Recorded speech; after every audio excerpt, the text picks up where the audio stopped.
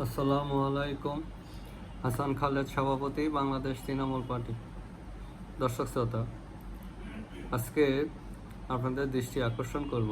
সম্প্রতি স্বাস্থ্যমন্ত্রী সাখাওয়াত হোসেন বলেছেন যে আমরা স্বাধীন হয়েছি 26শে মার্চ 71-এ, এবং সেই দিনই সার্বভৌমত্ব পেয়েছি। না, বিষয়টা ঠিক না। আমরা স্বাধীন হয়েছি 26শে মার্চ 1971 সালে, এটা ঠিক, কিন্তু সার্বভৌমত্ব পেতে আমাদেরকে 9 মাস যুদ্ধ করতে হয়েছে।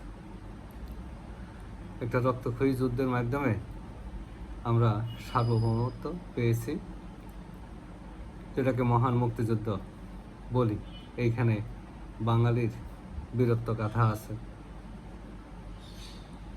বাঙালি 30 লাখ বাঙালি শহীদ হয়েছে এই যুদ্ধে। 30 লাখ শহীদের রক্তের বিনিময়ে স্বাধীন সার্বভৌম বাংলাদেশ প্রতিষ্ঠিত হয়েছে। এই স্বাধীনতাকে নিষ্কণ্টক করার জন্যই এই যুদ্ধটা হয়েছে। শেষ শত্রুকে নিশ্চিহ্ন করা পর্যন্ত যুদ্ধ চালিয়ে যেতে হয়েছে। তো কাজেই মন্ত্রী মহোদয়রা যখন কথাবার্তা বলেন, তখন সঠিক কথাটাই বলা দরকার, কারণ আমাদের তরুণরা এগুলো তো ফলো করবে। তরুণরা তো এই কথাবার্তাগুলো ফলো করবে। কাজেই যেটা বলবো সেটা জেনে বলবো, না জেনে বলবো না।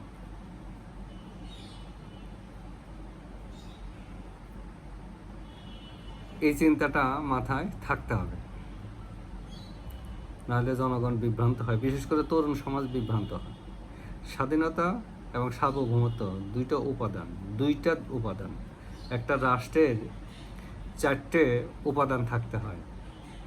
একটা হলো একটা ভূগোল থাকতে হবে, একটা জনসমষ্টি থাকতে হবে, রাষ্ট্রটা স্বাধীন হতে হবে, ওই ভূগোলটা স্বাধীন হতে হবে, নিষ্কণ্টক হতে হবে, এবং ওই জনসমষ্টিকে পরিচালনা করার জন্য একটা সরকার থাকতে হবে।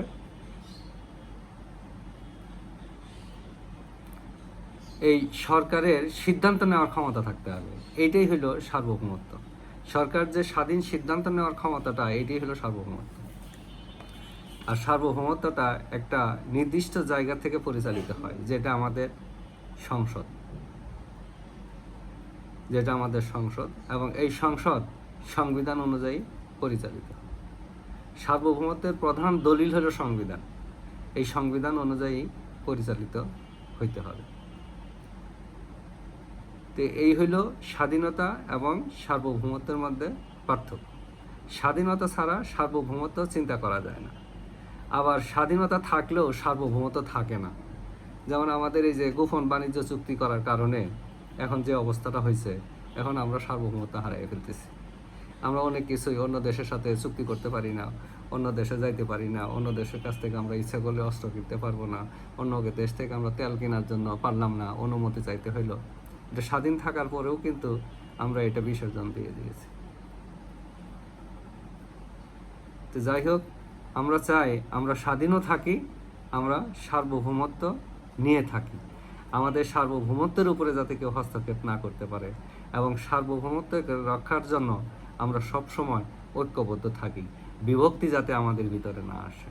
বাংলাদেশ তৃণমূল পার্টি চায় এই 18 কোটি বাঙালি ঐক্যবদ্ধভাবে তাদের স্বাধীনতা ও সার্বভৌমত্ব রক্ষা করবে, যে কোনো মূল্যে। এইখানে যে কোনো মূল্যটা হলো অ্যাপ্রোপ্রিয়েট শব্দ, যে কোনো মূল্যে স্বাধীনতা সার্বভৌমত্বকে রক্ষা করতে হবে।